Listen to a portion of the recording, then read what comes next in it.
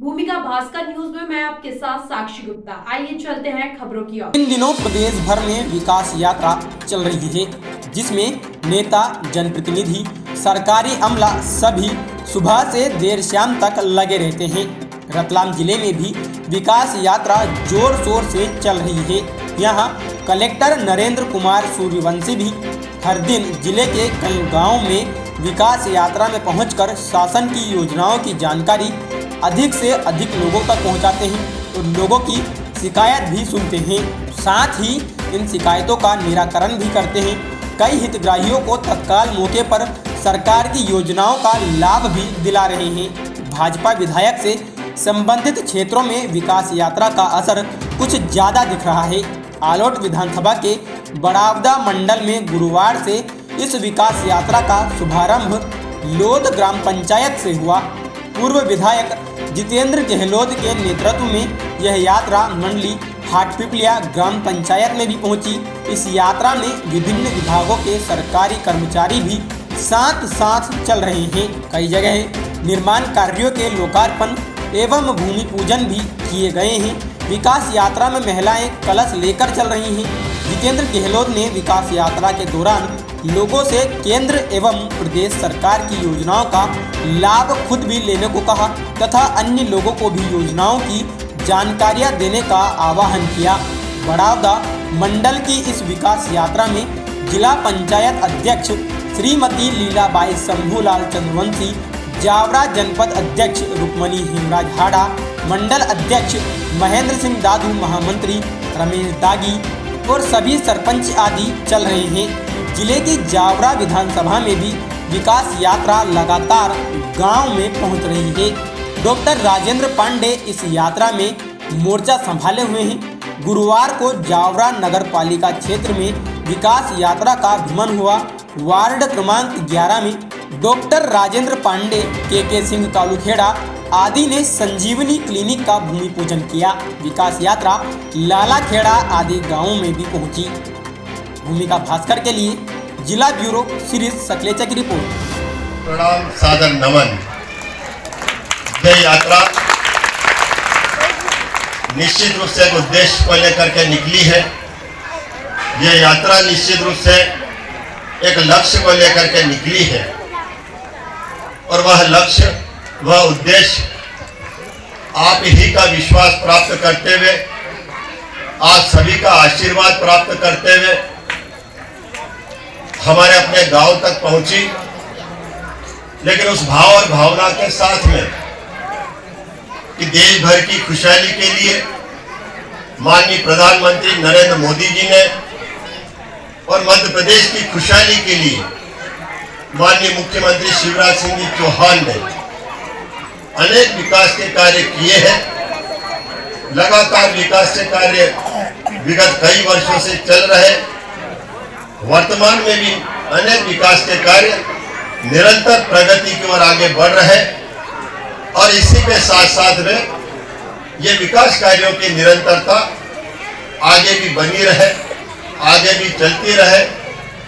तो ये विकास कार्य तो निश्चित रूप से पूरे देश की प्रगति में, मध्य प्रदेश की उन्नति में सहायक होते हैं। हमारी जो जन कठिनाइयाँ होती है, जो जन समस्या होती है, उनके कारण हमें जो परेशानी होती है, उन परेशानियों से हम कैसे मुक्त हो सके। मैं अधिक विस्तार में नहीं जाना चाहता। पहले सड़कें नहीं हुआ करती थी, पहले बिजली नहीं हुआ करती थी, स्वास्थ्य भवन, शिक्षा भवन हमारे कमजोर हो गए थे। आंगनवाड़ियों के माध्यम से इस तरह के सत्कार्य, सेवा के कार्य नहीं हुआ करते थे। पहले कृषि विभाग के अंतर्गत किसान भाइयों को कैसे लाभ पहुंचाया जा सके, कैसे खेती को लाभ का धंधा बनाया जा सके, कैसे हमारा किसान भाई खुशहाल हो, समृद्ध हो, इस तरह की योजनाएं नहीं हुआ करती थी। अब हमारा जो गरीब परिवार है, उन गरीबों के लिए योजनाएं नहीं हुआ करती थी। हमारे मजदूर भाई इस देश के निर्माण में अपना जीवन खपा देते हैं, उन मजदूर परिवारों के लिए कोई योजना नहीं हुआ करती थी। तो माननीय प्रधानमंत्री नरेंद्र मोदी जी ने संकल्प लिया कि मैं देश को आत्मनिर्भर देश बनाऊंगा। माननीय मुख्यमंत्री शिवराज सिंह जी चौहान ने संकल्प लिया कि मैं मध्य प्रदेश को स्वर्णिम मध्य प्रदेश बनाऊंगा। तो हमारा देश आत्मनिर्भर कैसे बने, हमारा मध्य प्रदेश स्वर्णिम मध्य प्रदेश कैसे बने, जब तक हमारे देश की जनता के माध्यम से जनता के सपनों को पूरा करने का काम मध्य प्रदेश सरकार और केंद्र सरकार कर रही है। 5 जनवरी से पूरे प्रदेश में विकास यात्राओं का आयोजन किया जा रहा है, जिसके माध्यम से गांव, गरीब, किसान, मजदूर, छोटे तबकों के उत्थान के लिए केंद्र और राज्य सरकार द्वारा जन कल्याणकारी योजनाओं को संचालित की जा रही है, जिसका लाभ आम जन को मिले। इसके लिए विकास यात्रा का माध्यम से गरीबों के सपनों को पूरा करने का काम मध्य प्रदेश सरकार द्वारा किया जा रहा है और इसका लाभ आम जनता के हित को देखते हुए मध्य प्रदेश में विकास यात्रा निकाली जा रही है। और विकास यात्रा के माध्यम से सभी जनप्रतिनिधि अपने गांव में जाकर आम जनों से रूबरू हो रहे हैं और लोगों से मिलकर उनके काम का संचालन कर रहे हैं। मध्य प्रदेश की सरकार जन कल्याणकारी योजनाओं का लाभ पूरे प्रदेश में मिले, इसी ही सभी किसानों के लिए, छोटे तबकों के लिए, गरीबों के उत्थान के लिए पूरी सरकार काम कर रही है। और हमारा मध्य प्रदेश की सरकार आज प्रदेश में शिवराज सिंह जी राठौड़ साहब, हमारे गुजर बैडिया के सरपंच महोदय कैलाश जी, बैडिया बोल अशोक जी, समस्त मंचासी, मध्य प्रदेश के यशस्वी मुख्यमंत्री ने एक पहलू देखते हुए दूसरे पहलू पर आपके गांव के अंदर सभी अधिकारी, यहाँ पे सभी अधिकारी ने अपना अपना उद्बोधन दिया, प्रदर्शन दिया और योजना के बारे में बताया कि हमारे विभाग की कितनी योजना चल रही है। जब से मध्य प्रदेश के यशस्वी मुख्यमंत्री माननीय शिवराज सिंह जी के नेतृत्व में जो सरकार चल रही है, उसकी योजना कितनी है। यहाँ धरातल पर 230 योजनाएं चल रही है और केंद्र सरकार। अशोक जी, समस्त मंचासी,